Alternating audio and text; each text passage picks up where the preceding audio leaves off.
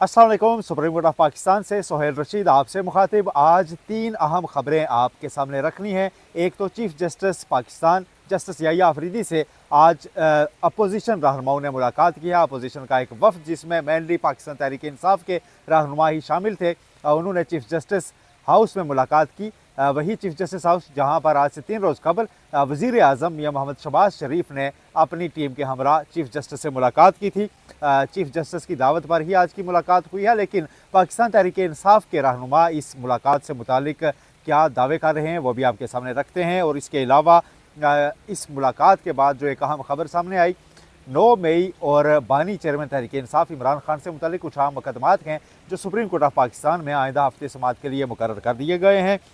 उसकी डिटेल भी आपसे शेयर करेंगे। जबकि ओवरसीज़ पाकिस्तानीज़ जिनके मुतालिक उनको वोट का हक देने की एक दरख्वास्त जो है वो सुप्रीम कोर्ट ऑफ पाकिस्तान में ज़ेर इल्तवा है, आज उस पर भी बहुत अहम समाअत हुई है। और इलेक्शन कमीशन ने एक अपना पॉलिसी बयान भी सुप्रीम कोर्ट के सामने दिया है। तीनों चीज़ें आपके सामने रखते हैं। सबसे पहले तो आज तकरीबन 2 घंटे ये मुलाकात जारी रही है जो चीफ जस्टिस हाउस में अपोजिशन रहनुमाओं का वफ्द आया था, जिसमें अपोजिशन लीडर उमर अयूब के अलावा सलमान करम राजा जो पाकिस्तान तहरीक इंसाफ के सेक्रेटरी जनरल हैं, सरदार लतीफ़ खोसा, बाबर अवान, ये लोग शरीक थे। और उसके बाद इन्होंने एक मीडिया टॉक भी की, और ये मीडिया टॉक सुप्रीम कोर्ट की जानिब से कोई भी एलामिया सामने आने से पहले की गई। और इसमें दावा यह किया गया पाकिस्तान तहरीक इंसाफ के रहनुमाओं की जानिब से कि उन्होंने चीफ जस्टिस के सामने कुछ मामलात उठाए हैं, और उसमें उनके बानी चेयरमैन से जो जेल में मुलाकात उनके मुताबिक नहीं करने दी जा रही, पाबंदियाँ लगाई जा रही हैं, अदालतों के अहकामात के बावजूद रसाई नहीं दी जा रही। पीटीआई रहनुमाओं ने यह बताया कि ये सारा मामला उन्होंने चीफ जस्टिस याहिया अफरीदी के नोटिस में लाया और उनके सामने रखा, और साथ ये कहा कि अदालती फैसलों पर अमल दरामद नहीं हो रहा, लिहाजा अदलिया को चाहिए कि वो अपने फैसलों पर अमल दरामद यकीनी बनाए। इसके अलावा पेका तरमीमी एक्ट, ये सारी चीज़ें, मिसिंग पर्सनस का मामला, ये सारी चीज़ें उनके सामने रखी गई। और साथ जो एक चीज़ कही गई कि बहुत अच्छा है chief justice Yahya Afridi judicial reforms की बात कर रहे हैं, लेकिन एक जेल रिफॉर्म्स यानी जेल से मुतालिक इस्लाहात के लिए उन्होंने कुछ कमेटीज़ बनाई थी, उसको भी रसाई अडियाला जेल में उस सेल तक नहीं दी गई जहां पर बानी पीटीआई कैद हैं। ये सारे मामलात टेकअप किए गए इस मीटिंग में। तहरीक इंसाफ के रहनुमाओं का यही मौक़िफ़ है और यही दावा है कि चीफ जस्टिस ने उन्हें यकीन भी दिलाया है कि वो उनकी तमाम शिकायत के अजाले के लिए चीज़ें ज़ेर गौर लाएंगे। लेकिन साथ ही उन पर यह भी वाज़े किया गया है ज़राए के मुताबिक चीफ जस्टिस की जानिब से कि जो मुकदमात ज़ेर इल्तवा हैं, मुख्तलिफ अदालतों के सामने हैं, उसमें वो बतौर चीफ जस्टिस पाकिस्तान इंटरवेन नहीं कर सकते। और सुप्रीम कोर्ट का अभी तक, जब मैं ये वीडियो रिकॉर्ड कर रहा हूँ, कोई एलामिया तो सामने नहीं आया, लेकिन सुप्रीम कोर्ट की जानिब से भी तवक्को ज़ाहिर की जा रही है कि कोई ना कोई एलामिया ज़रूर इस पर जारी किया जाएगा ताकि एक पूरी पिक्चर क्लियर हो सके। क्योंकि ये मुलाकात जो है इसका असल एजेंडा जुडिशल रिफॉर्म्स हैं। चीफ जस्टिस याहिया अफरीदी हुकूमत और अपोजिशन दोनों की राय ले रहे हैं, उनकी तजावीज़ ले रहे हैं ताकि एक बड़े पैमाने पर ऐसी अदालती इस्लाहात लाई जाएँ जिससे इंसाफ तक रसाई को आसान बनाया जा सके।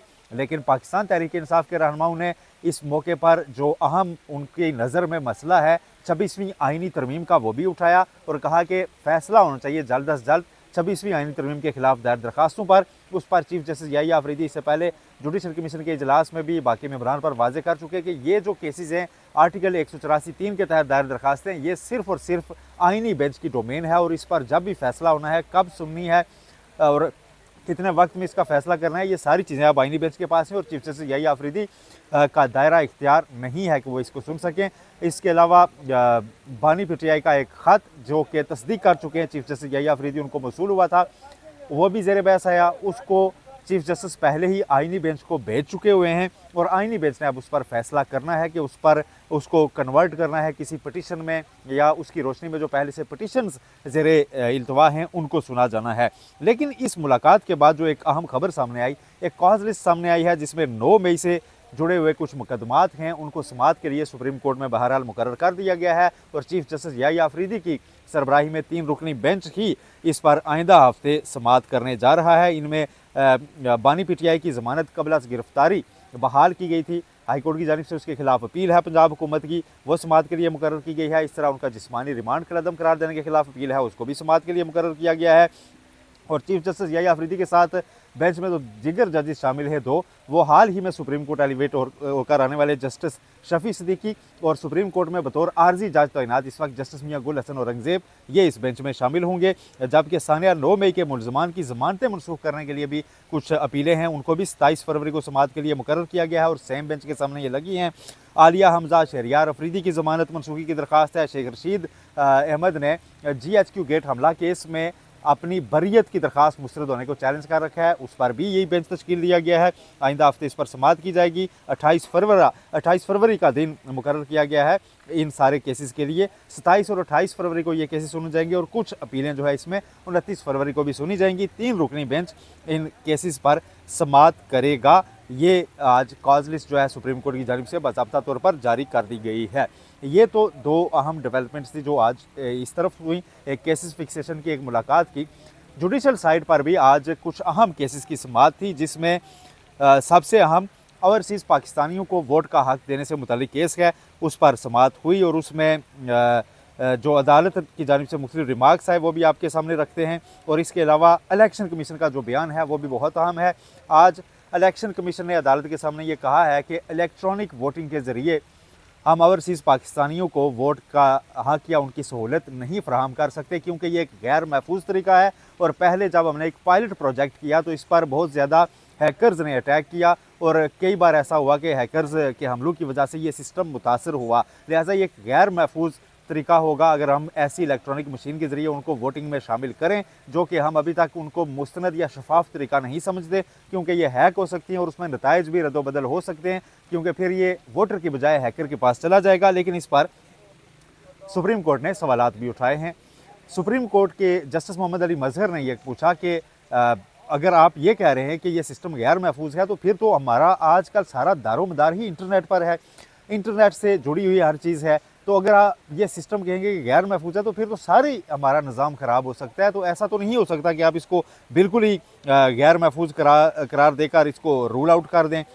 फिर पार्लियामान का इसमें जिक्र भी चला कि जी पार्लियामेंट के अंदर इसके ऊपर कानून साजी होनी चाहिए। इलेक्शन कमीशन के वकील ने यह कहा कि 35 हल्कों में वोटिंग की रिपोर्ट सेनेट कमेटी में हम जमा करवा चुके हैं, वहाँ पर हमने इसको ट्राई किया था इलेक्ट्रॉनिक वोटिंग सिस्टम को। तो फिर जस्टिस मोहम्मद अली मजहर ने कहा कि अगर आप समझते हैं कि ये गैर महफूज पाया गया तो फिर जो आपने फायर वाल लगाई है उस फायर वाल का क्या है, उसका काम क्या है, और अगर उसके ज़रिए इसको महफूज बनाया जा सके और हैकर से इसको क्या प्रोटेक्ट नहीं किया जा सकता।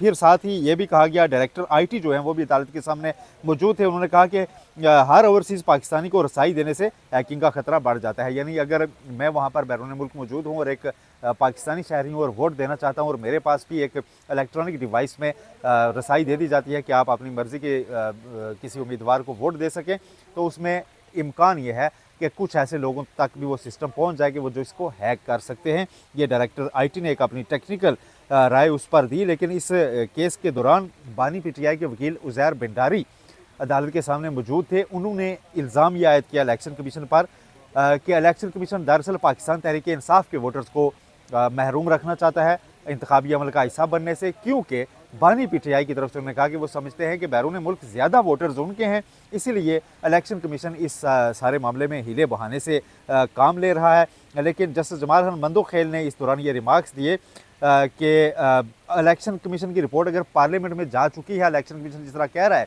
तो फिर इलेक्शन कमीशन की रिपोर्ट पर पार्लियामेंट को काम करने दें। क्या पार्लियामेंट को हम बंद कर देंगे फिर हम यहाँ से फैसले करें?